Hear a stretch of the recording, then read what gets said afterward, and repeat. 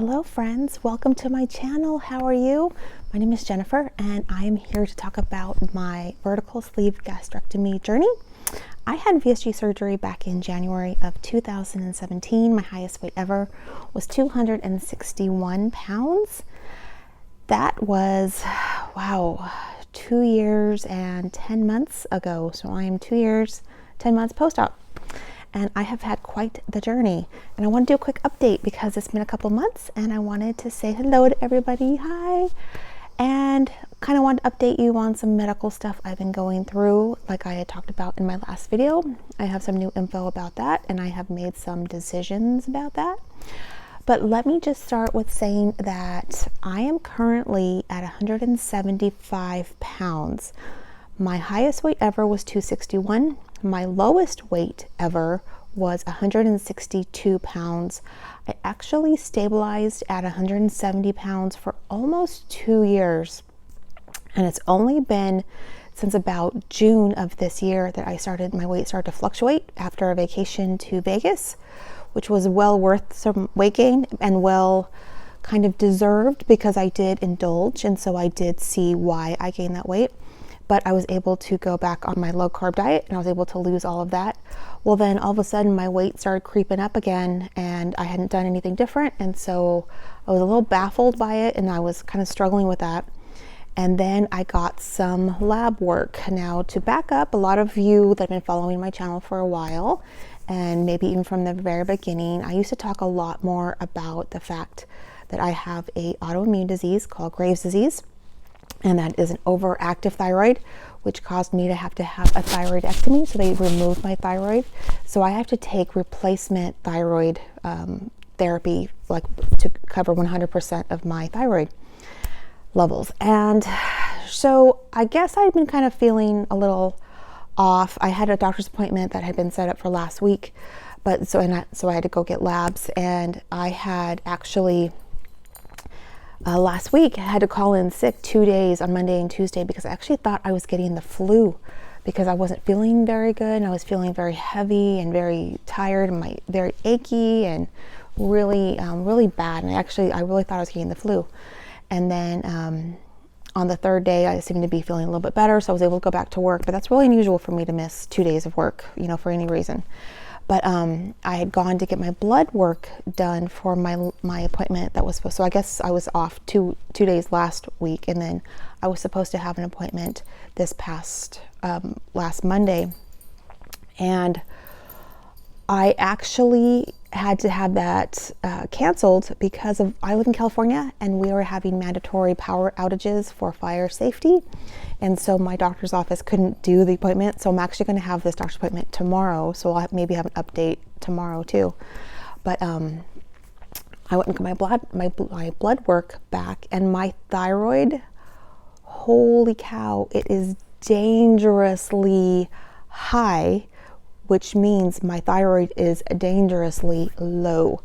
So the average range, if I recall correctly, the optimal range for the TSH test, which is thyroid stimulating hormone test, I think it's like 0.5 to like 4, and like the optimal level is like between like 1.5 and 3. That's like most people have, like that's like their happy place. Well, my level is 79 right now, 79, which is a very high number, but thyroid is opposite. So if the number is high, it means the thyroid is low. And if the number is low, it means the thyroid is high. So having a 79, I've never had such a high number before. The highest I've ever had was like 5 years ago or so. I went through a period where I was really high and my level was like in the 50s, and that was like crazy high. I'm a very symptomatic person when it comes to thyroid typically, but it took getting all the way to this level for me to start having any symptoms. But the fact that I actually thought I had the flu, that's how bad I actually felt. So I'm working on getting that number back under control, but that is the reason why I gained the weight with no diet change. So if you ever see that your weight is starting to fluctuate and you can't quite put your finger on it, and if you have any sort of thyroid issues, you might want to call your doctor and have your thyroid checked. So that's happening right now. So I'm still in a state of very, very hypothyroid symptoms, which means low, because Graves' disease is a hyperthyroid, which is overactive. Right now I'm very underactive.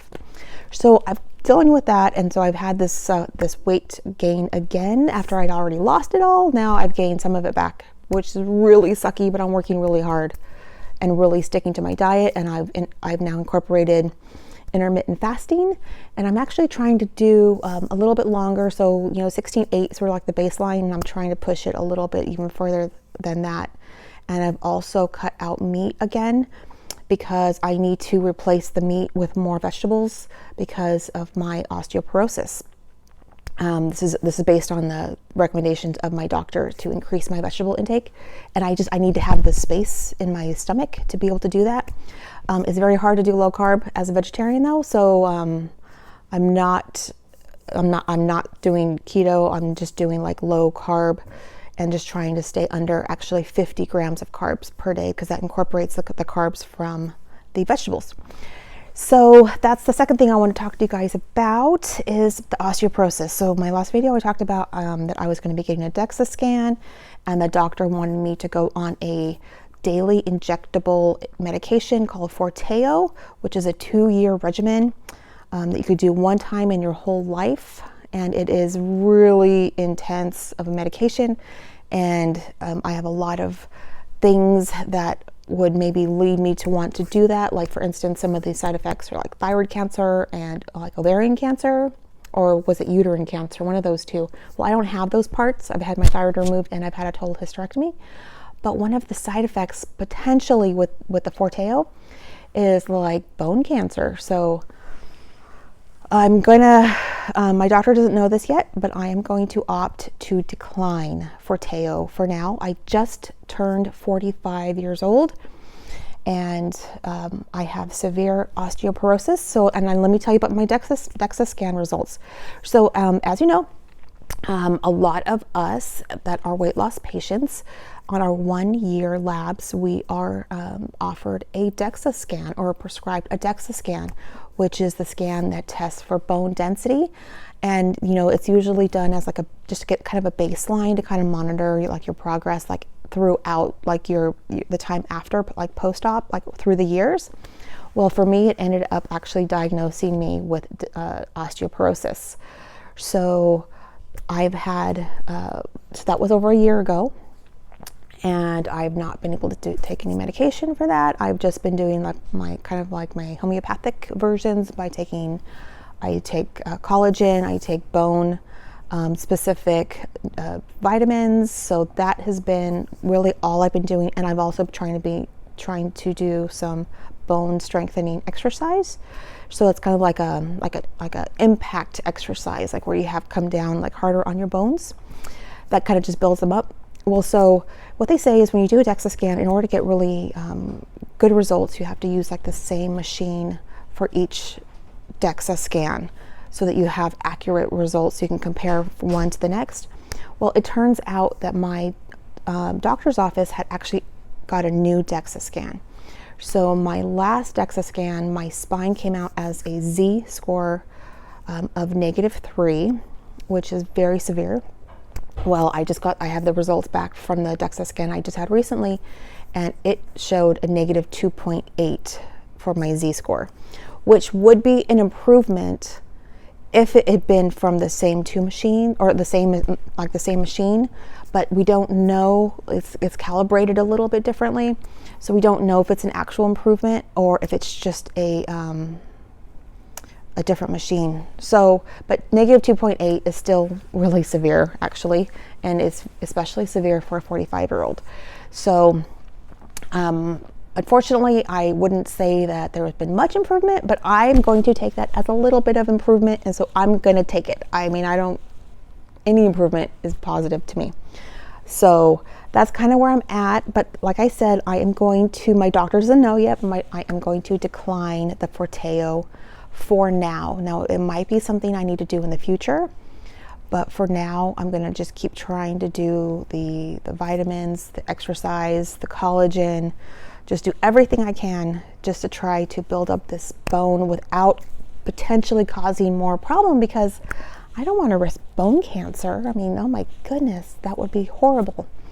But I think for me right now, my focus is getting my thyroid under control so I can lose this weight. My food intake seems to be, I'm averaging around 1,200 calories. And that is with me just sticking to kind of like a lower carb diet with intermittent fasting. One of my goals right now is to increase my water intake. Now, so I've been buying these from Costco. I've been trying to increase my water intake, but do you see this line here? So before I started this video, I actually chugged some water, and that is all I can fit in my tummy still, that amount. So it's not very much, but so it takes me a while to drink this. These are actually 33 ounces, so these are great. If I could drink like 2 of these a day, I feel like I'm doing good. Well, I guess that's it for my update. If you guys have any questions about anything I've talked about, or any questions at all about weight loss surgery, VSG, gastric bypass, you know, any of my health ailments, feel free to leave them down below. I would love it if you would subscribe, comment, click like your like button, all that good stuff. And I hope you guys have a fabulous day, and I will see you guys later. Bye.